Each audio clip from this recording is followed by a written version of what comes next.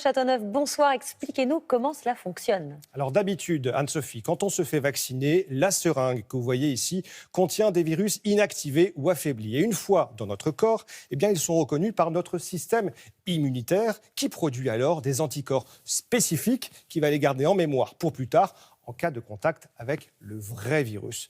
Pour les vaccins ARN, dans la seringue, il n'y a plus de virus, même affaibli. À l'intérieur, il y a ce qu'on appelle de l'ARN messager. Regardez, c'est un code, une instruction génétique créée en laboratoire.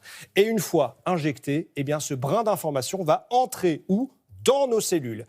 La cellule lit cet ARN et produit alors une protéine très particulière qu'on appelle la spicule. Vous savez, ce sont ces petites pointes à la surface du coronavirus qui lui permettent d'infecter nos cellules. Et bien là, ce sont nos propres cellules qui deviennent des usines à spicules.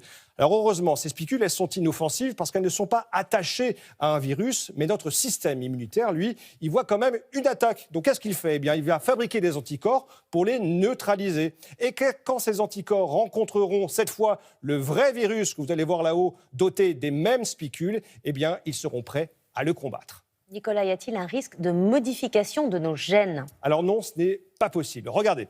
À l'intérieur de la cellule, l'ARN est lu par les ribosomes. En voici, on va l'agrandir, le ribosome. Les ribosomes, vous les voyez, en fait, ce sont ces petits points ici. Ici, dans la cellule, ils sont bien à l'intérieur de la cellule, mais pas dans son noyau, au centre, là où ça clignote, là où est stocké notre ADN, notre patrimoine génétique. Il n'y a pas de contact entre les deux zones, donc le vaccin ARN ne peut pas nous transformer en mutants.